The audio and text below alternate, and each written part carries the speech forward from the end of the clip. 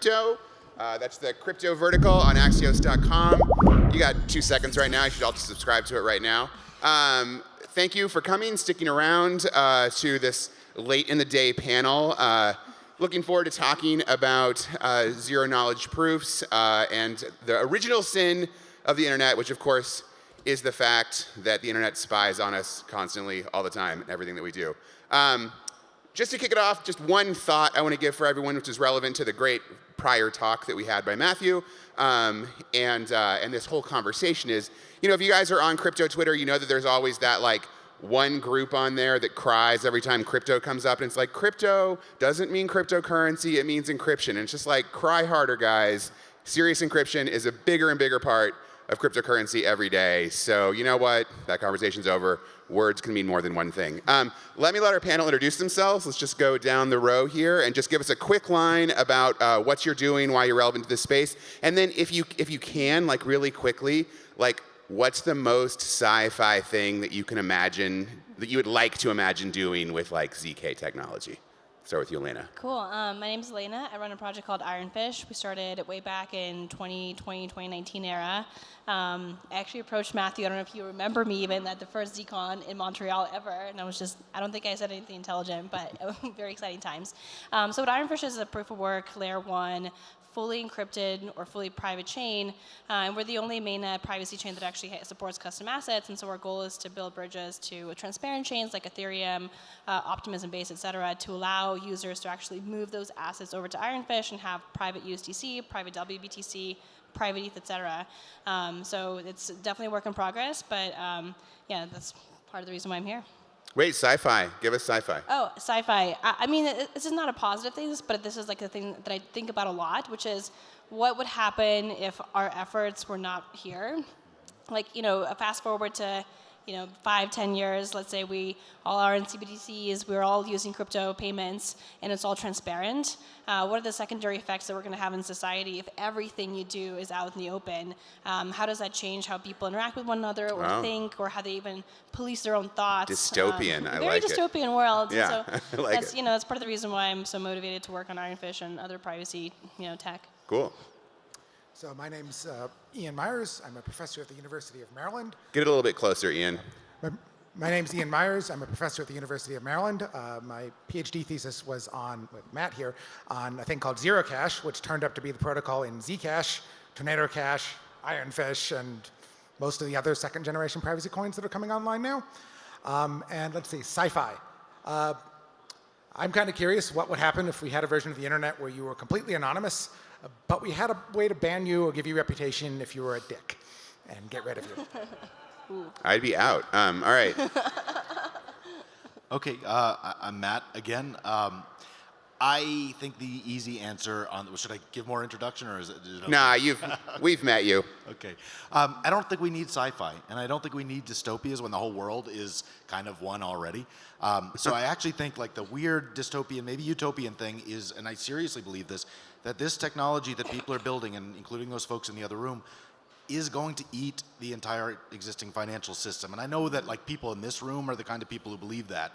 I say that to my like professor colleagues, and they laugh at me, but I do think that in 10 to 15 years, it is going to be the financial system. But if you look at the financial system, right, it's going to be Bank of America, it's going to be Wells Fargo, it's going to be all of these companies but using this as a low back end. And the terrifying thing for me is if they're using Ethereum as it looks right now to move your money, your private banking, doing that on public chains is the worst possible thing I can imagine, and they're not going to do that. That's why this technology is so important. Cool. I'm going to do one more intro question, if that's okay. And I want to ask each of you to tell me your favorite, like maybe obscure pet peeve of the way the internet spies on you now. And I'll start. I've got one. I know everybody loves Google Maps, but you know that like Google Maps is just like making a record of everywhere that you've like ever gone, right? Which is just like seems horrific to me. So that's my favorite pet peeve. So this is not an existing pet peeve. This is, again, something I worry about a lot. Maybe I'm just a paranoid human, I'm not sure. But I think like the dark horse event that we're about to embrace is like AI and AGI and how that relates to privacy. Like right now, it actually takes effort to like scrape your data and to like index you and figure out who you are. And with AGI or AI or whatever the thing that's going to come next, or with like super intelligence, our privacy is basically gone. And so that to me is like very, very scary on like many levels of what that means. But yeah, that's what I think about a lot. So it's not a current thing, but it's like definitely a, like we might be like 2 years out. Yeah, it's near term. Near term sci-fi. near-term. You're still in sci-fi, but I'll allow it. Sorry. All right.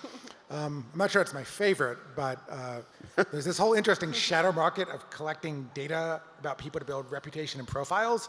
And one of the interesting uses of this is Airbnb runs a whole system that will decide whether we want to actually rent you a room or not based on probability you're going to like film something or throw a party there. Yeah. And if you get on that block list, you have absolutely nothing you can do about it, and you don't even know how or why or where they got the data from.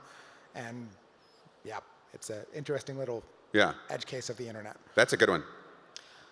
My pet peeve is that it's gotten so bad and nobody I know cares. Yeah. Everybody is just fine with it. Nobody realizes how much data is being sold of theirs, and it's just part of life. So for the rest of this, I said this to the others, but I'll say it to you, Matthew. I'm just going to ask questions, throw it to one of you, and then ask another question, unless one of you just jumps in, which I encourage you to do, so we just don't do the down the row thing every time. So, okay, so here's my first question for you. Matthew did a good job of talking about the technology that's out there and kind of how everything is working so far. Maybe Ian, we know Zcash is one, but maybe you can give us one interesting use case of something that's live right now using zero-knowledge technology. I think the other major use case beyond payments was starting to get identity protocols. Okay. Where you can like register an account and then later prove something about yourself. So you can like convert a US passport into an identity on a blockchain and then go prove to a website that you're say over 18 or that you've had the account for this long or any number of things like this. And we're starting is that live? I think there are like 4 or 5 protocols that claim to have things live. I have not double clicked on exactly what their definition of live is and if it's, Cool. Yeah, I know. Well, I know. Kind of along those lines, at I don't know, the crazy town that Vitalik started. Their tickets were all zero knowledge, right? It like proved that you were allowed in, but it didn't say it wouldn't say mine was Brady, right? It Yes. That's a cool example. It's out there. All right, cool. Anyone else want to jump in on that one? No. All right, cool. Elena, I'll ask you this question because you're the one who's on here representing a company that you're building yourself. But others can jump in too.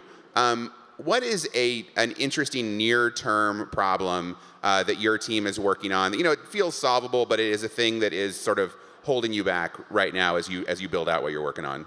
I mean, I think we always believe to solve simple problems first and make that a really great user experience and then continue to carry on. Because I think in ZK in particular, people get too excited and they want to build out everything. They want to build like their own language model and their own IDE and like just like everything, right? And so that is like pretty hard for people to kind of grasp. And so for us, it's like we want to solve payments. Like how do you send private USDC safely and very easily and in a way that actually makes sense for people.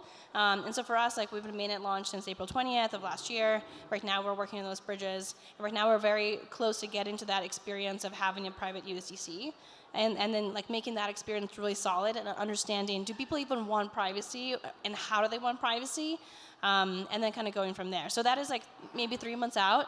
So fairly close, or I shouldn't, engineering roadmaps, but fingers crossed, it's just. I'm curious, are you on the bridge to Ironfish, are you trying to make the bridge, like the fact that you went into the bridge and went over there, are you trying to make that private too?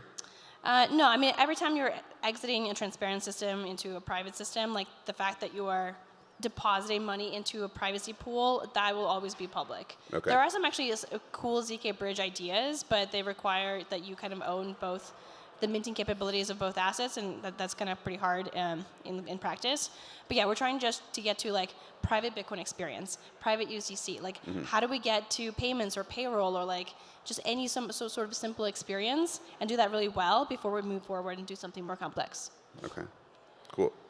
And so I feel like an ongoing story here. Well, okay, so stepping back, Matthew talked about how folks just don't super care about this issue broadly. And one of the more depressing stories, I mean, to me, I don't know, people could disagree, but that we saw in crypto this year, I mean, it wasn't a major privacy coin, but formerly Zencash, then Horizon, just, you know, sort of bragged as it was like this great announcement that they are taking all of the privacy features out of their coin, and I guess it's just a normal coin now. I don't really know, like, but you know, that's what it was created to do, and it took it out. I don't know if it was the greatest one in the world, but whatever was there is now gone, which is not an encouraging sign. I guess I'll throw this to you, Matthew. Like, what's your take on that? Will we see more crypto projects that sort of claimed privacy as a feature give up like that? So I've been talking to some VCs about this, and they are terrified of privacy. And they're terrified of privacy because they see their investment disappearing in a sanctions action, or they see something terrible happening with people sending money to North Korea. And look, that's part of this, right? But you know, maybe the answer, and I don't love this answer, but it's something I've been working on. Maybe the answer is we try to have privacy that answers those questions. Maybe the answer is we try to make privacy that, you know, the people who are very afraid of that kind of stuff are comfortable with. And so there are ways to do that. So we got to find a balance, but it is very worrying to me that that is a thing happening today. Yeah. Get a little closer on your mic too, Matthew, if that's okay. Sure. Other folks on that one? I mean, I think the hard problem, Ron Trummer, a colleague of ours, had this quote of like, convincing people in blockchains to value privacy is like selling people on seatbelts in cars in like 1920, right? You can sort of tell if cars get faster and whatever, you might need them, but right now it's like, for everything that's on there, it's not quite worth it. And then now with all the risks of sanctions and such, it's like, well, it's really not worth it in a lot of people's eyes. So convincing them to care is quite hard. Yeah. Yeah, I mean, I've seen projects pivot away from privacy to do other things. And so, like, the comparison that I make is that the privacy space is like Squid Games. Like, you see one project get sanctioned, like, two people, like, pivot in, like, the same, you know, several months, and you're like, oh, my God. Like, we literally either have projects that have a really hard time shipping and, like, always delay their timelines, or we have projects that, again, pivot or get sanctioned. And it's like, you know, like, crypto has been around for more than 10 years now, and we still can't get private USDC. So it's like, you know, it is very much like a Squid Game sort of situation. But I think Matthew is correct. Like, if we build a privacy solution that is safe and that actually addresses questions of sanctions and how do we make sure that malicious actors don't use it, that is the solution that is going to win. And on one hand, like, yes, like, crypto is very cypherpunk and like very anarchist and very like libertarian. That's great. But that is not what's actually going to work here. And at the end of the day, like, we're not working, you know, long hours and like putting in like all of our efforts into this to help, you know, hackers and the bad people of the world. We're making sure that crypto users get kind of the vision that they're promised. So yeah, so I think like it is a very depressing time in privacy right now, but in a weird way, it's also very encouraging because it's like, the people that actually stay in privacy and work in privacy, there's very few of them. They're very, very mission aligned. And that's really cool to see too. I mean, let me push back on one comment you made there a little bit, because I do hear this a lot from folks working on this stuff. I mean, it's kind of the Monero thesis, right? That like, we can just push back and eventually it gets built big enough and they just won't be able to stop us, right? Like, isn't there some argument for folks out there doing that sort of like hell-raising, devil-may-care strategy? Isn't there some chance that could work out, or do you guys really think that we should just, that folks, the space should just abandon that approach? Ian, you do that one. I think it's yet to be seen.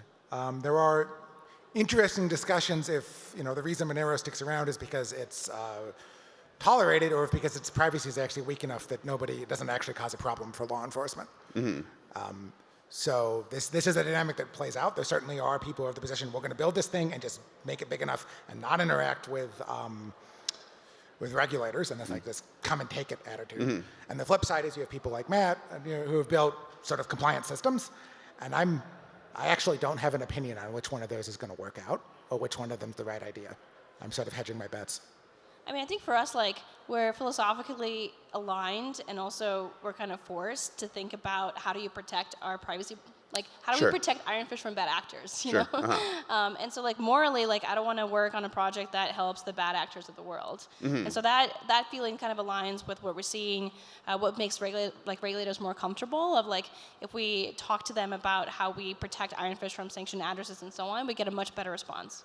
So let's talk about talking to regulators. You know, a lot of times, I think I write about you all's technology like reasonably okay, but it's not unusual that when I do it, I'll say something that cryptography can do and write something like, trust me, it's sort of like magic. I don't know, it works. Like that's a line that I default to sometimes. And like it's tough to imagine like, you know, two options for regulators is one, everything's just in plain text and they can read it whenever they want. Or two, you go through this regulated portal and everyone who's on some chain or in some network has been verified, but you got no friggin' clue what's going on inside there. It's all just like, you know, it's totally encrypted. Like, how do you explain that to law enforcement in a way, or, you know, to regulators that they believe you that that's still just as good as everything being in plain text? Like, this is a good Matthew question.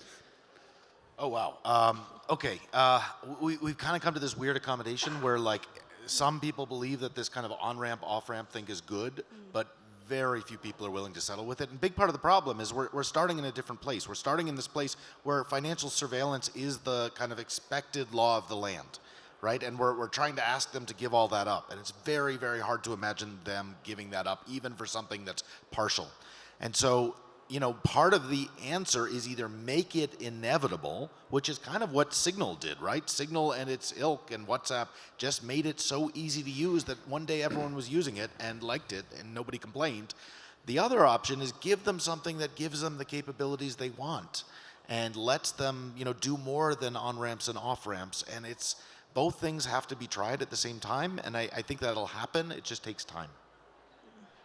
So Elena, how do you explain to regulators that you really can trust that your regulated approach, even though a lot of stuff is dark, is trustworthy for the law enforcement folks of the world?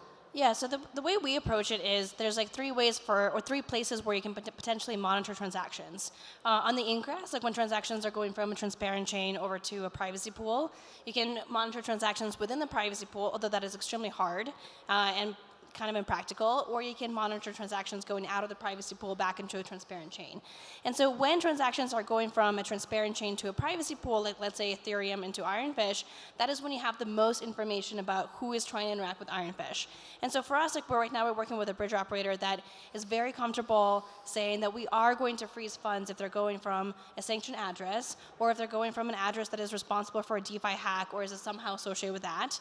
And they have, you know, a real-time threat detection model, and they operate like a, you know, like a non-crypto, you know, regular company in terms of like how they screen transactions and so on.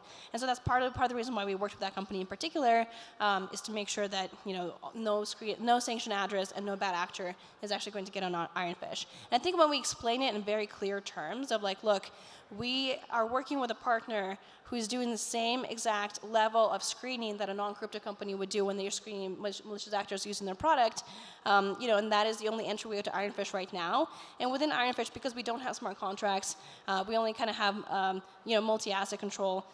There's not much of the damage that they can do, because then they would have to exit out of Ironfish into a transparent chain again. And so I think right now that is resonating. So that's how we explain it. Right. I think the biggest thing you have to do is you have to explain that there are a bunch of tools that you have, even if you can't see the entire transaction graph and run chain analysis on your blockchain. Right, because the interesting thing about all these DeFi hacks is when the money gets stolen, right, the guys who had it usually notice. And so it's enough to slow down the money. No, they Right. don't. They don't notice. Well, they notice eventually. Somebody flags it. That's the entire thesis. It's not quick. That's the problem. Like, and this is the whole debate if you look at things like the anonymity sets, association sets protocols of like, just how much time do we have to say you have to wait 7 days before you bridge the money over into a privacy pool? Or is it 7 hours? Or is it 7 minutes? And that entire question is, how long does it take for somebody to notice that this DeFi protocol got hacked and the money moved in? Can I just add like a coda to that? Which is, it would be amazing if DeFi stopped getting hacked. Like, I know that sounds a little facetious, but like if DeFi kind of cleaned up its act and had better monitoring of like something bad happened, 95% of these problems that are being attributed to the privacy protocols wouldn't exist. I think DeFi is, I mean, there's tons of giant hacks that happen, but like, it's kind of true that DeFi protocols that exist for a certain amount of time, like if you're a 2-year-old protocol, probably you're not getting hacked anymore. It's like, it keeps me in the new stuff, right? Like, anyway, it's probably not really on topic right now. And maybe this is for Ian, and maybe you guys don't know about this, but how do you all feel? I think it's Zcash, and correct me if I'm wrong about this, but I think didn't Zcash implement a thing where certain people, like law enforcement, kind of can peer into the transactions, but most people can't? Or what's the window thing that they made? No, there's a view key that you have so you can see your transactions. Okay. If you wanted to hand that to somebody, Okay. they could see the things you made. I'm screwing that up It's so not, bad. Okay. Not a law enforcement window. Well, actually, it was a pretty cool experiment by Espresso Systems. They're one of the projects that pivoted away from privacy, but one of the projects that they worked on was called CAPE. Okay. And essentially, it allowed a person to make their own privacy asset.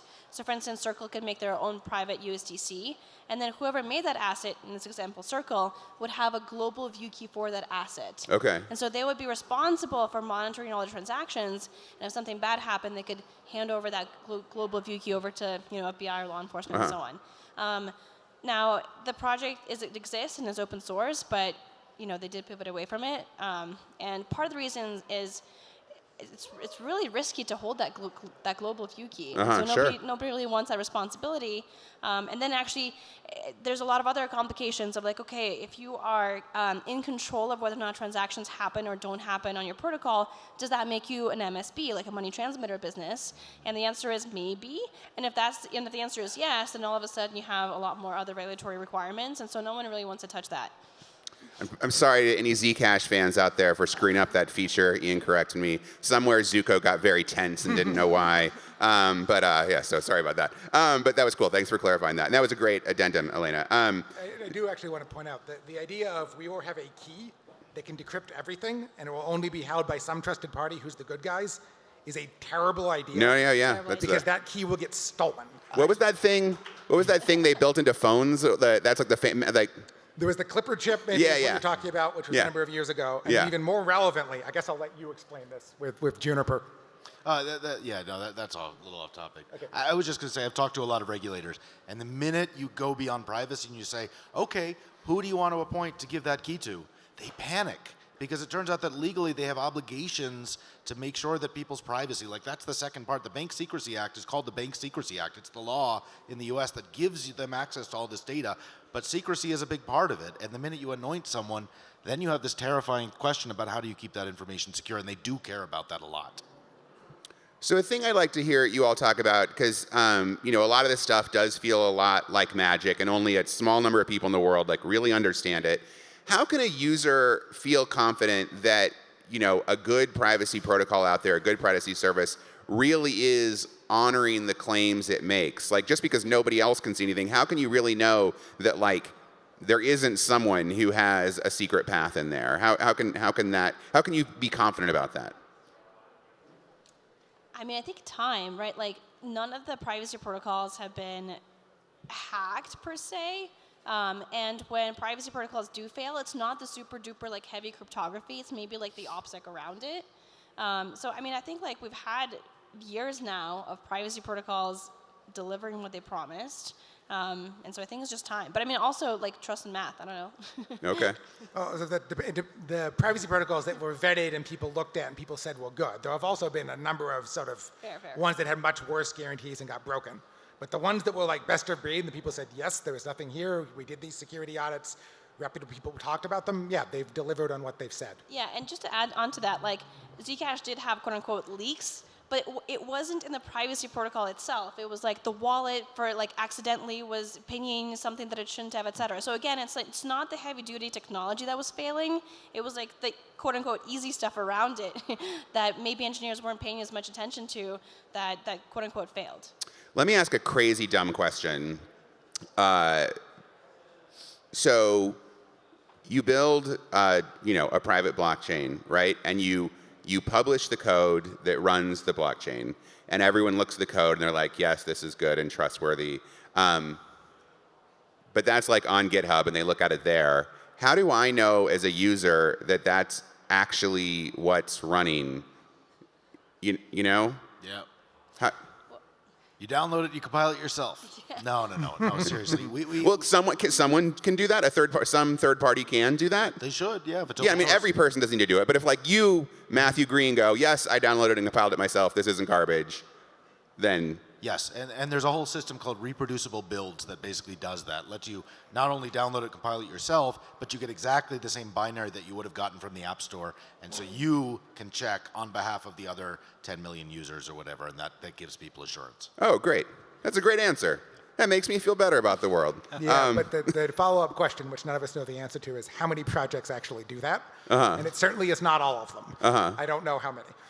Yeah, but it's good to know that there is a way. And the thing that even people who don't understand, normal people can demand that from projects. They can say, like, please do this. And yeah.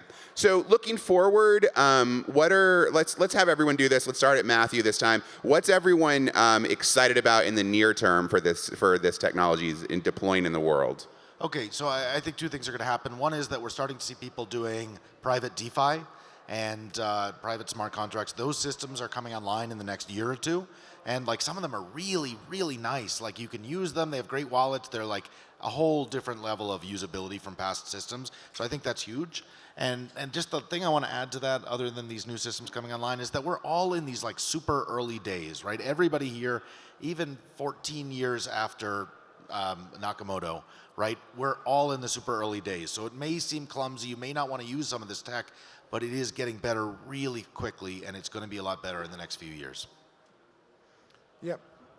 So I'm excited that it seems like we're finally starting to see this like demand for privacy. We used to use this fictitious example of suppose you wanted to settle payroll on a blockchain. And when it was just Bitcoin, that was more than a little ridiculous. But now there are actually companies trying to do this on Ethereum and running into the literal, like, you paid person A, you paid person B, they found out they get paid more than the other one. So we're starting to get demand. And then on the same side, we're finally getting these more flexible ZK privacy protocols that have like programmability in them, where you can actually do custom assets or custom authorization logic or identity and KYC in a way that might meet real world requirements in a way that things like Zcash and Tornado Cash were a little too awkward and clunky to do. Yeah, I think for privacy protocols in particular, you do get a hit on user experience, and that's probably what Matthew was alluding to. Like right now, if you wanted to just figure out your balance, you have to index a lot. So like you couldn't have like a MetaMask for your experience without losing some of your privacy, for instance. But there are a number of teams that are trying to solve this problem right now. And once we make that experience better, then all of a sudden we can do better DeFi or privacy plus DeFi applications. What I'm personally excited about, like we sponsored a hackathon, like a ZK hackathon, and people did pretty incredible things that I didn't actually expect. Like someone did, Ironfish transactions using a chatbot, but had spend limits using Noir. I was like, whoa, that's amazing. That kind of shows how interoperable all these things are and how we can like kind of tie them in together. And then another person did private donations to campaigns, which I think in light of like Ukraine donations and people actually getting arrested for it in Russia is pretty relevant.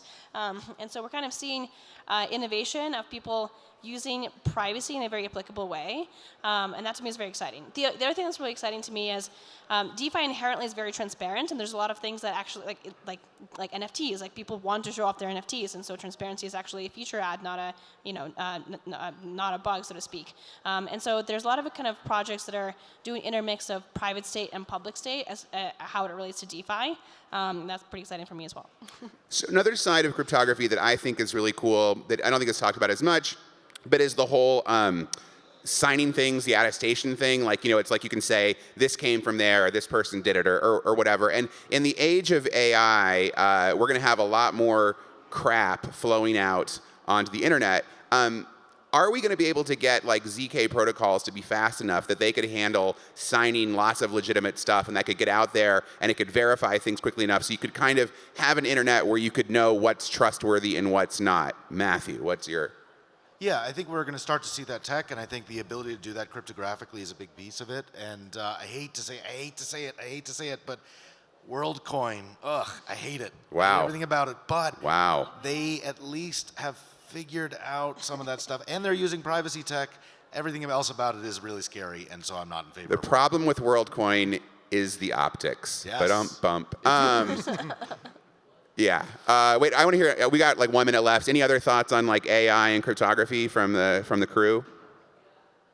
No, Ian, come on. I mean, I guess I'll say that I think you're fairly far out from the days of the ZKML. We're going to do a proof of ChatGPT, and so that would take a while. On the other hand, might have more simple things. You might have ZK proofs about the origin of a photo.